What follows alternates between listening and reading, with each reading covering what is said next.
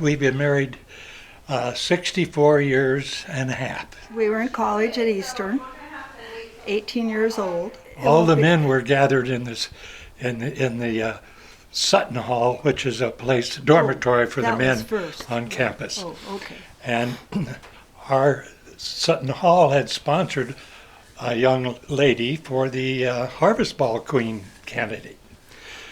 So in came this lovely, pretty young woman, tall and slender, good looking, and she was introduced as our candidate for Harvest Ball Queen. Well, I punched the guy next to me, his name was Les Perfect, and said, "Hey, that's a pretty nice looking gal there." And so I kind of had my eye on her and got acquainted by going over to Senior Hall where she was living and hanging around there.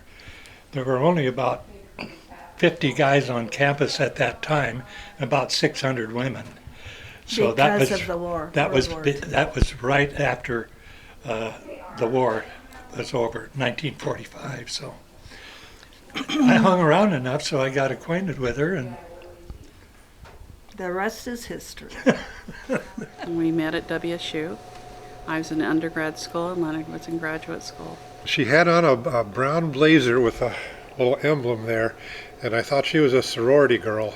And I thought, do I have a chance with a sorority girl, But over time things developed there, and I found out it wasn't a sorority of any kind. It was just something that you had that looked like what they wore. Yeah, I guess. I don't know. I never thought of it as a sorority blazer. We met at the Elks in Long Island. She was beautiful. I mean, she's still beautiful.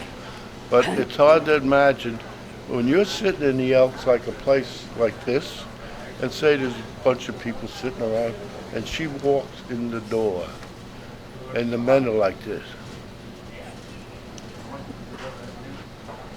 I mean, you can see she was a well-built woman, slim, beautiful legs, and she strutted through there, and everybody like this. What did I ask you? Can you do bookkeeping? Huh? Can you do bookkeeping? Yeah. When I first met her, Wasn't that romantic? He had this gas station and log truck, and the scale of the logs had to be kept track of, and of course all the gallons of gas you sold and bought. It was quite a lot of bookkeeping, all right.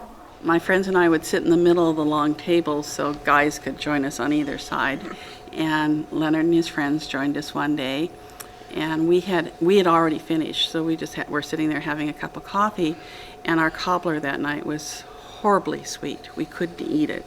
It was so sweet. And so they all sat down and they were talking to us, and we were drinking coffee, and when he took his first bite, he reached for the sugar.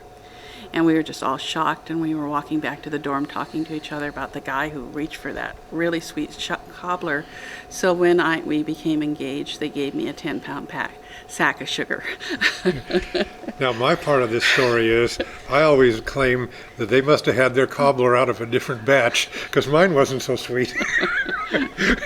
She was going in high school with a really nice guy. He was a minister's son. And he had two things wrong with him. One was he was shorter than Molly, and the other thing, his feet were smaller than Molly's. So I came along, I was taller, my feet were bigger, so I won out. That was it. Never marry somebody whose feet are smaller than yours. Trouble is, all of our daughters have got these big feet now. As big as mine are. What size do you wear? 11. It was Christmas Eve. Yeah. My boyfriend couldn't come because we had a snowstorm. Yeah, big snowstorm. And he was supposed to have his son, and his ex-wife said no, blah, blah, blah. So he was home alone, and I called him and I said, don't be alone, because we do Christmas Eve in our house. We go to midnight mass when we come home, and the whole neighborhood comes in, we open presents and everything. So I invited him over, and he came over, and that was the first time I think he kissed me. He went to leave. My mother said, you wanted the mistletoe, and he kissed me, and it was like, wow.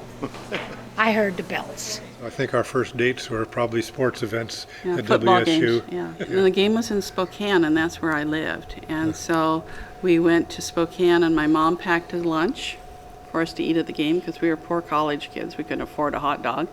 And then she invited us to dinner. Yeah, her mom had some pie for dessert. She had two kinds of pie. And she asked me what kind I'd like. And I said, well, I'd like a little of each. I forgot it was a berry pie and pumpkin, I don't know, so two kinds anyway. And from that day on, her dad thought I was okay because he says that's the same answer he would have given. Her sister-in-law and brother, they came up to Ashford because I and another guy had a service station after Ashford after I left Fairbanks. And they brought Alda with. And that's when we first met. And by June, we were married because it was a long trip between Ashford and Bellevue. Oh, yeah, but that, Bill, you met them first in 52, and we didn't get married until June of 53. Oh. We didn't?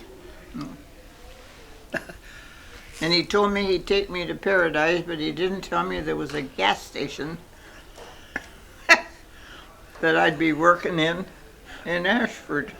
Whenever there was a argument that we don't stay angry with each other for any length of time. We very seldom fight. If we do, like you said, it's like I yell at each other and then it's over with. Okay, come on, what do you want to do now? I think we know when to take things seriously and when not, to just say, I'll just kind of shrug my shoulders and say, oh, that's Leonard or whatever. And our daughter-in-law says that quite often I'll just say, oh, Leonard, and she just knows that I'm not going to fight about it. I'll just let it go. When I love somebody or go with somebody, I'm with that somebody.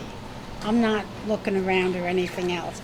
And I think that's pretty much how he was too, from old school, and just being trusting, loving, understanding. It's love is what it's all about. And then being friends. And yet being separate. Being independent. I have always felt that one thing that has really saves a marriage is having two separate television sets. We got a garden. When things get rough, I go pull weeds. I consider myself very lucky. I do too. I think you're very lucky. I'm very lucky too. Laugh a lot. Laugh at yourself and laugh at each other. I want to get divorced when I'm about 95 years old so I can start over.